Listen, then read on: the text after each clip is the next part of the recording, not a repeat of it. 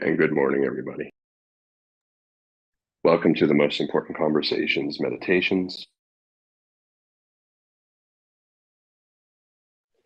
We run these meditations Monday through Friday each week, and each meditation begins with a short talk.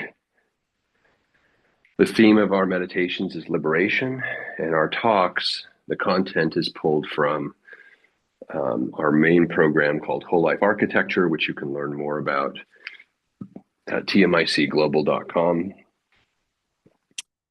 Whole Life Architecture is a live ontological community program where participants are stepping into their power as the creator of a life by design, no longer willing to tolerate a life by default.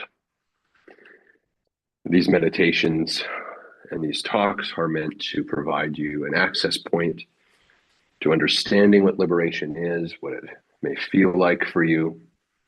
And we encourage you and invite you not only to participate in these meditations, but to check out Whole Life Architecture.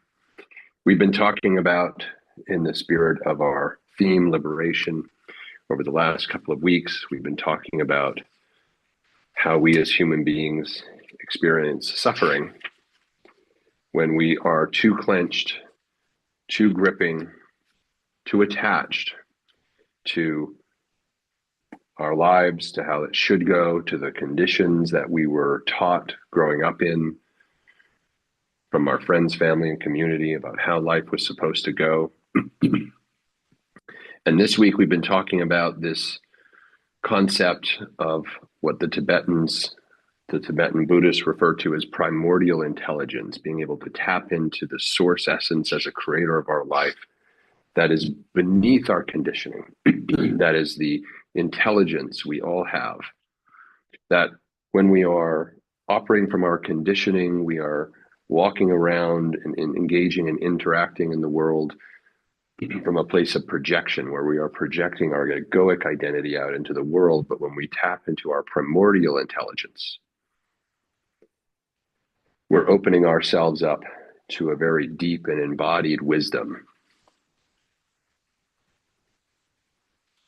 and how to know the difference. One of the sources of primordial wisdom that's available to us as we kind of continue to deepen this exploration into liberation is our sense of humor. Our ability to actually engage life from a place of joy. That at some point when we access the wisdom that's deep within us, this primordial wisdom, this intelligence, this connectedness to the essence of who we are, that when we really connect to it and we extricate ourselves long enough from the conditions in the world of effects, the joke starts to become apparent.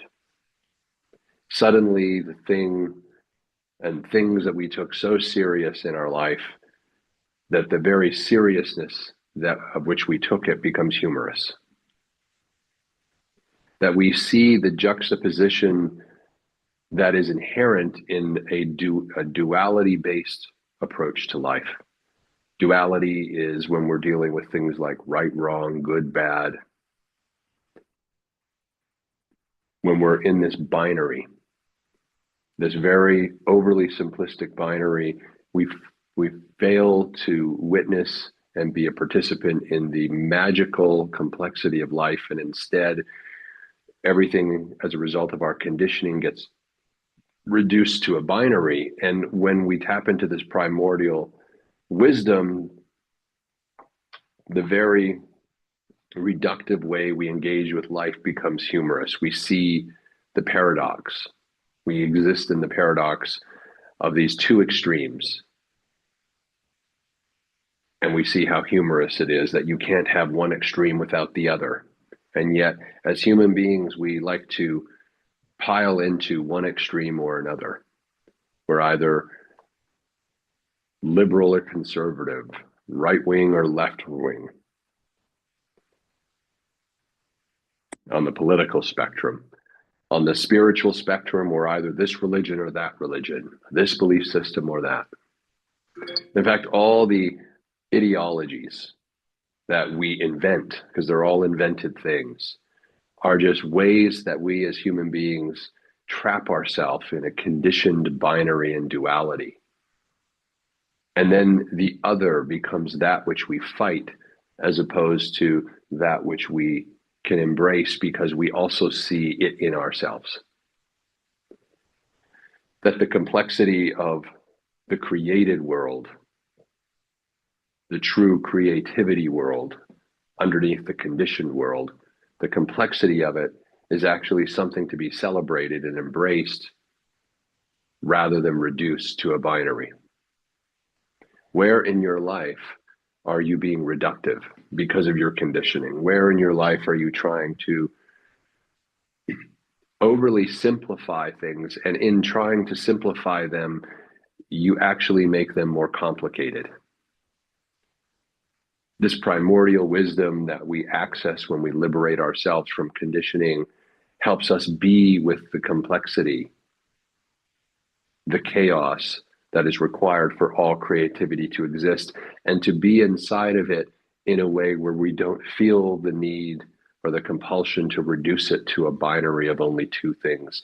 Instead, we swim in an ocean of possibility as creators, and based on our intention, based on what aligns with us, based on knowing who we are at our core, we choose accordingly from the complexity. We do not need to reduce it to a binary of only two things. We do not need to try to simplify it, and in simplifying it, create more complexity. How does it create more complexity? Because now we have something to defend against. When we reduce the complexity that is the universe, that is all of the brilliance and beauty of life, down to a binary, and we live in this dualism, we create really complex lives for ourselves, because now we have to defend our side.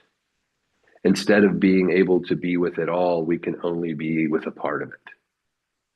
And now it becomes something to hedge against, something to defend.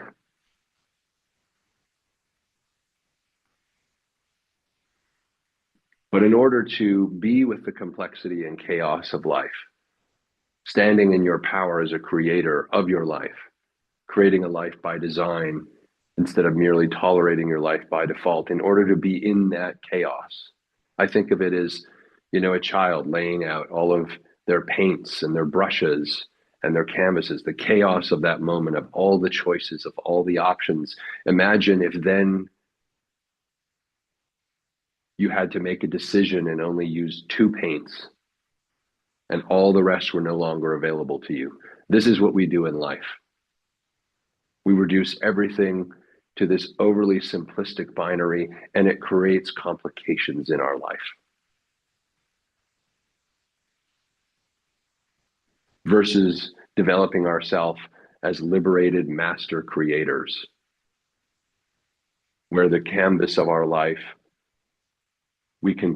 anything is available for us to paint on it, to create.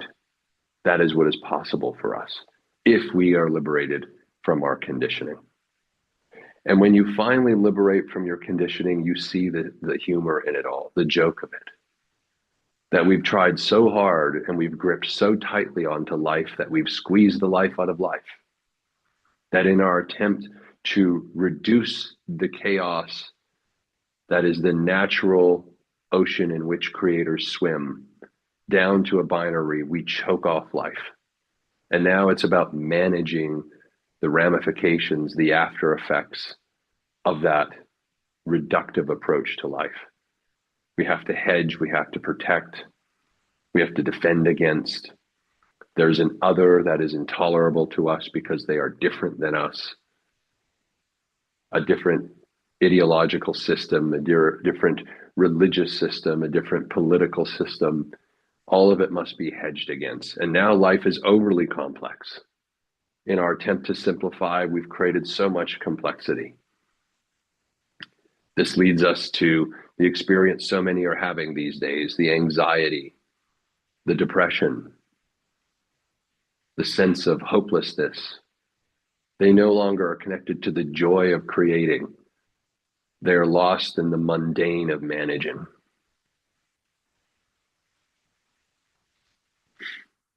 And this is because they're not liberated.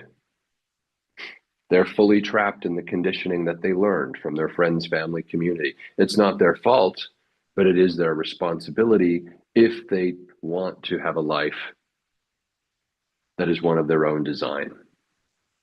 If they want to have a life where their soul is thriving. One has to be able to step into the unknown, swim in the ocean of chaos,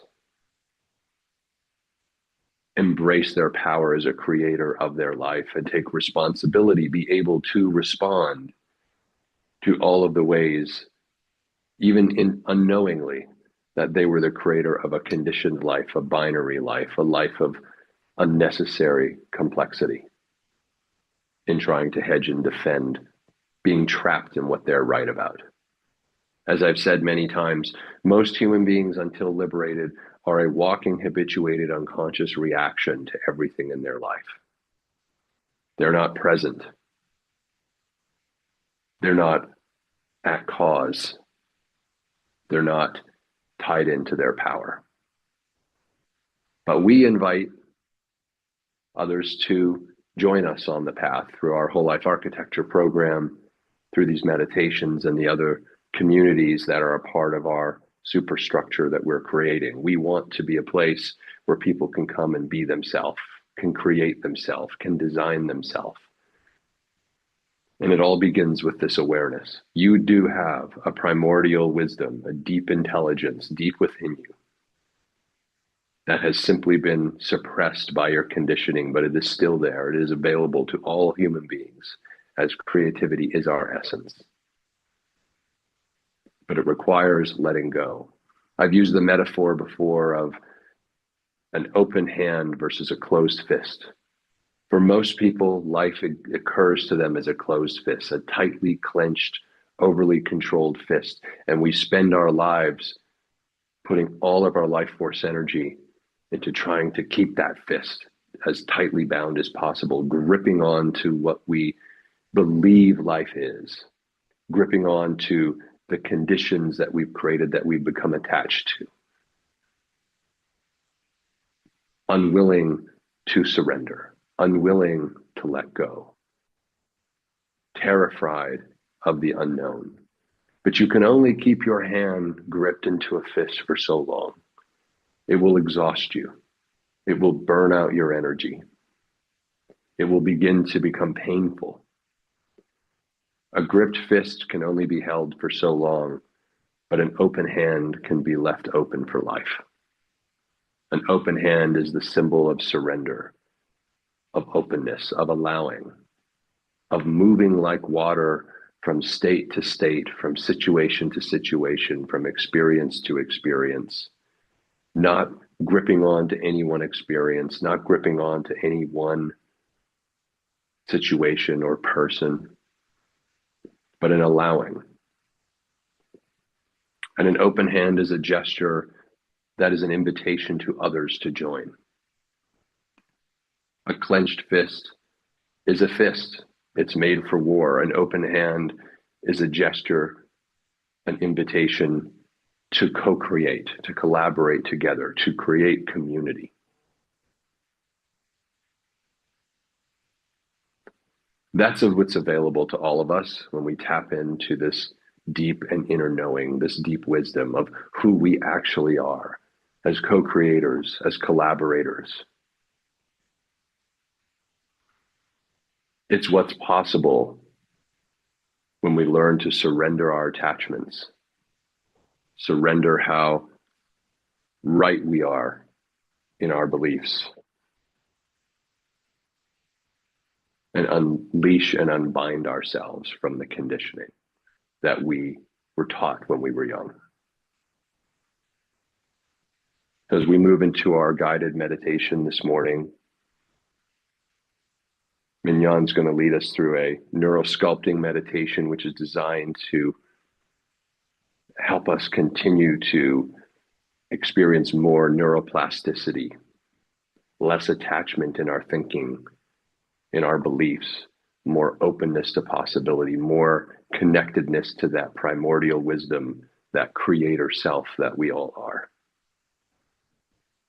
That by reactivating parts of our brain, the creative parts of our brain, we're allowing ourselves to open to even more possibility outside of the constrained and conditioned and closed fist of a life that we have been living. So consider as we move into our meditation, where are you closed in life? Where are you a closed fist?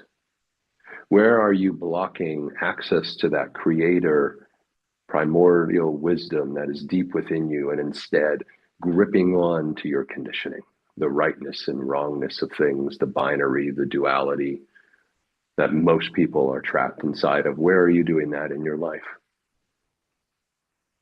And where can you be an open hand instead of a closed fist, both to yourself and to others?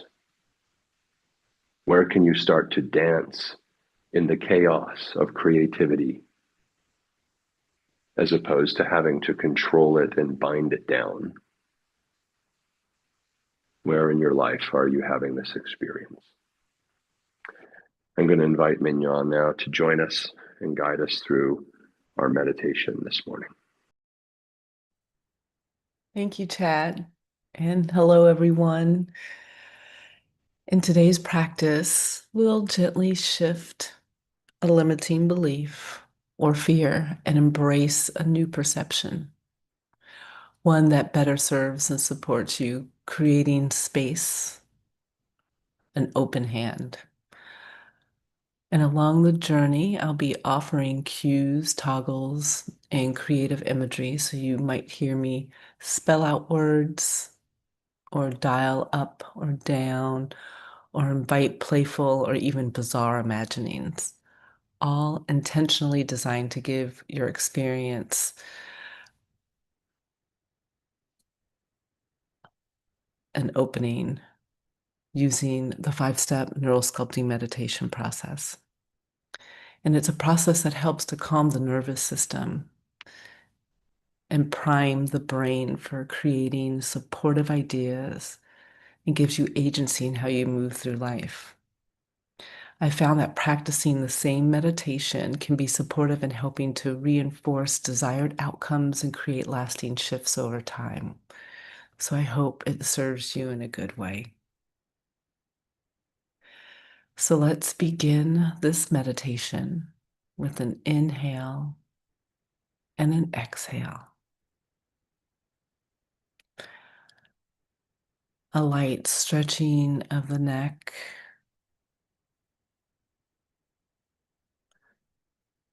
relaxing of the shoulders or rolling out of the wrists and ankles if that feels good.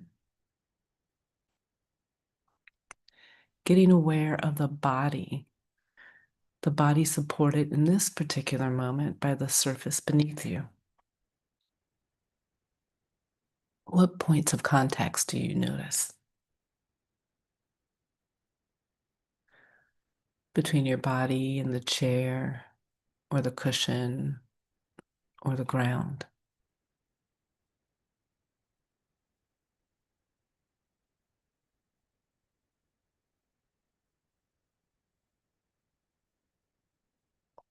Inviting your awareness of how your bones and muscles would like to settle just a bit more. Letting their weight sink down toward the ground, the way gravity invites you to stick to the earth, rooted.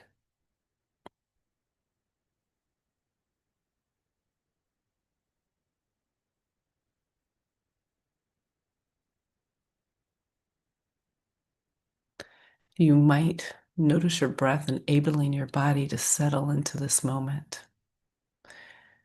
You can notice the inhale and exhale, the speed and the depth.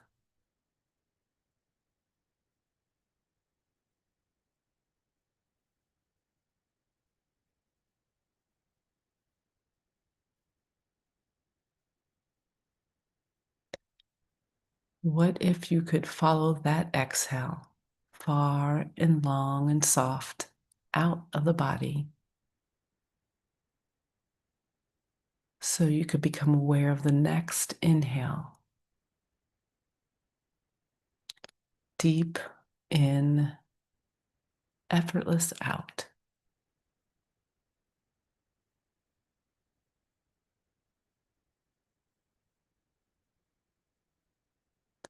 This is your breath breathing itself, filling you and emptying you, inviting your body to do what it does best, to be right here, right now.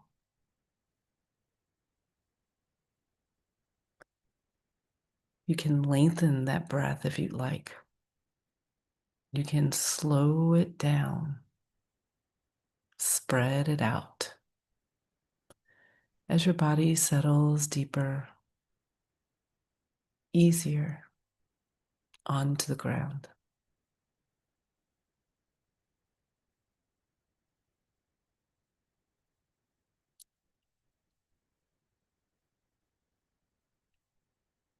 And what about your space in this particular moment supports your comfort?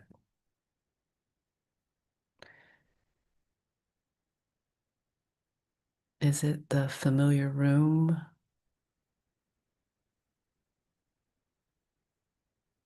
Or something like a scent or a soft texture like a blanket or a pillow?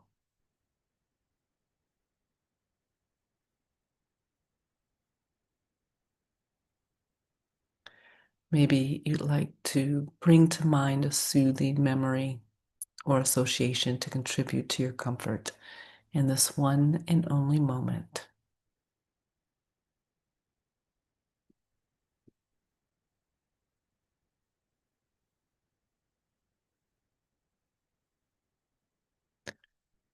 Your body is supported, your breath is serving you, and you're invited to stretch into your own playful mind.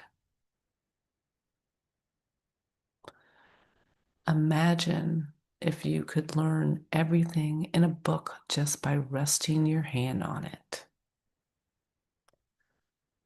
A thick volume full of theorems might take a little longer to soak in, while a small instruction book could be absorbed in a flash. Studying for an important exam would become so simple. What do you imagine?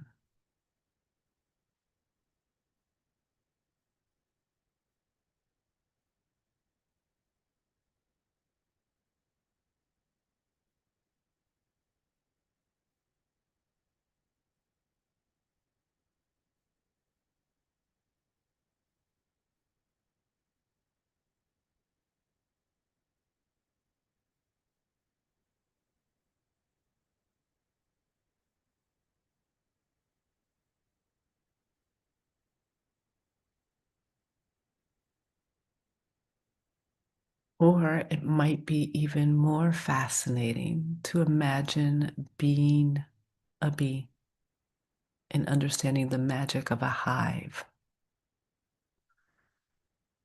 venturing out and collecting pollen to produce honey, or hunkering down in the cold months to preserve the colony.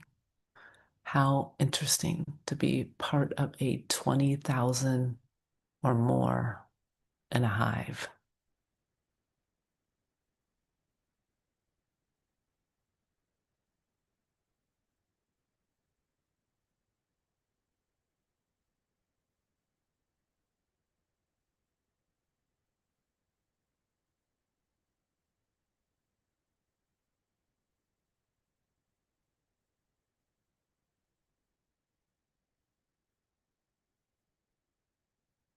This is your creative mind stretching into itself. This is your body breathing and settling. I would remind you this story belongs to you, a story that looks at a fear or challenge and invites you to embrace it from a different vantage point that might be in better alignment. So if you could bring to mind a situation, emotion, or belief, something recent or ongoing that has caused discomfort, what comes up for you? Something like LACK or insecurity or something else.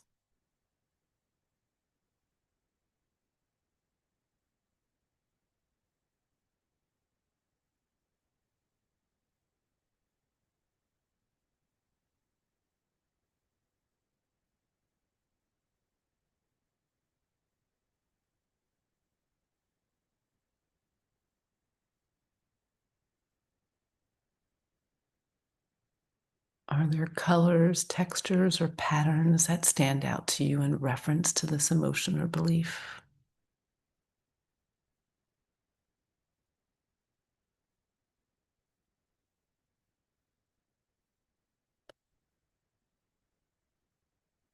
Maybe it's metal and spiky, dark and heavy. Maybe it's sticky.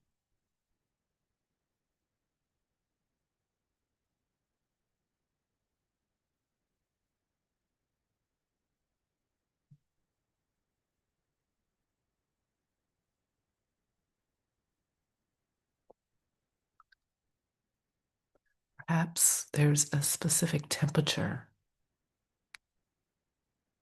hot or clammy.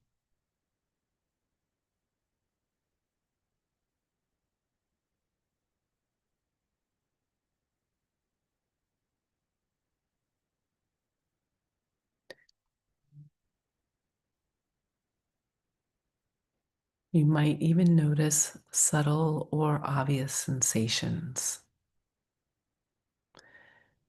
Maybe there's a tightening in your throat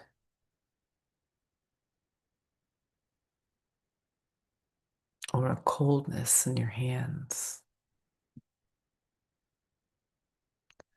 Maybe there's a pit in your stomach, or it could be something else entirely. What do you notice if you imagine a sensation at all?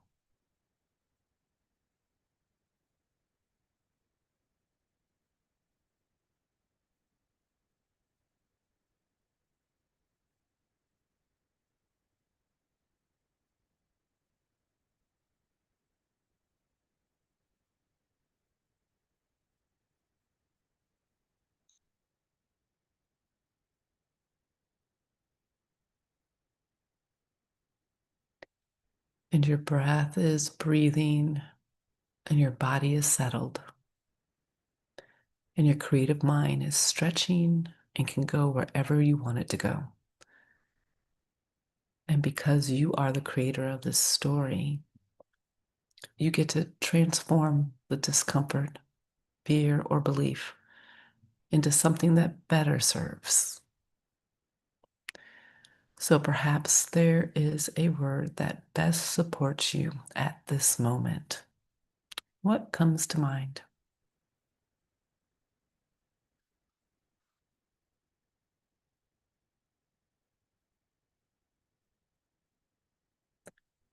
A word like COURAGE, courage, strength, or empowered. What does your creative mind notice when you give it permission to release discomfort?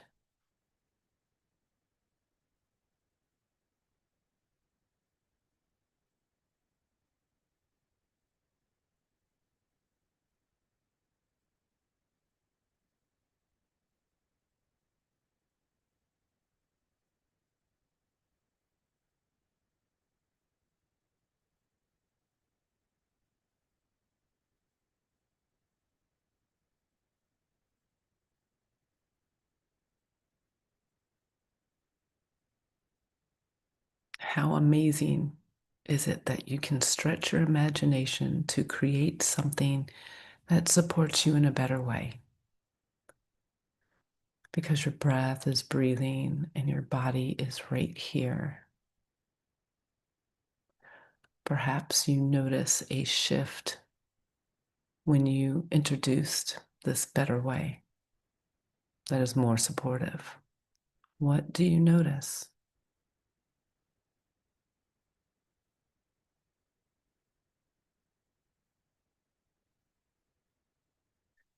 If the colors were dark, maybe they shift to brighter hues.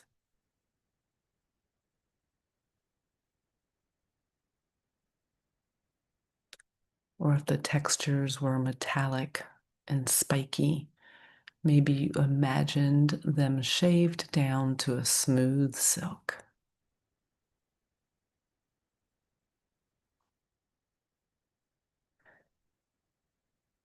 And if it was sticky or heavy, perhaps that shrinks and dries up to granules that blow away with your exhale.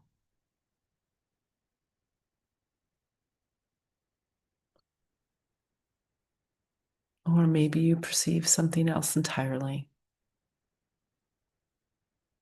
Maybe you simply experience space, spaciousness.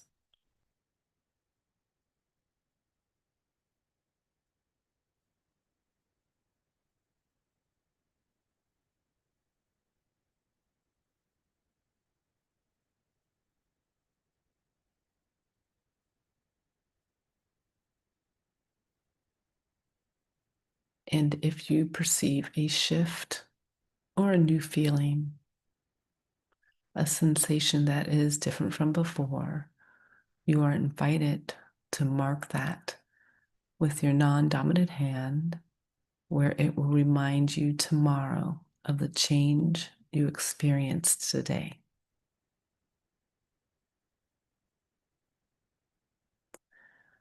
Or you are welcome to make a hand gesture to remind you of this experience.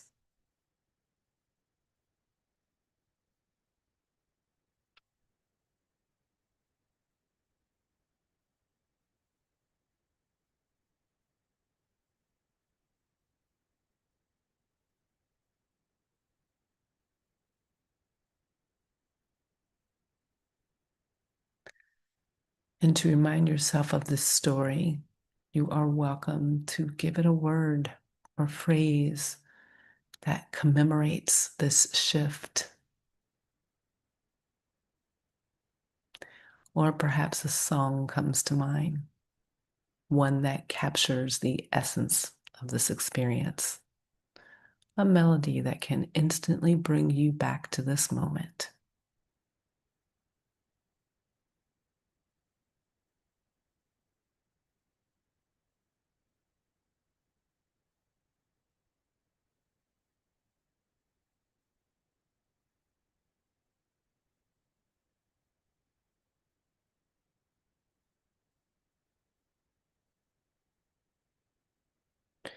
And with your motion, word, or song, you can return to the essence of this experience whenever it serves you and become more and more acquainted with shifting your perception and beliefs to those that more align with you. And you are welcome to continue exploring this experience for the remaining quiet moments until you're ready to end your meditation and you can experience this beyond. Embrace it and be well.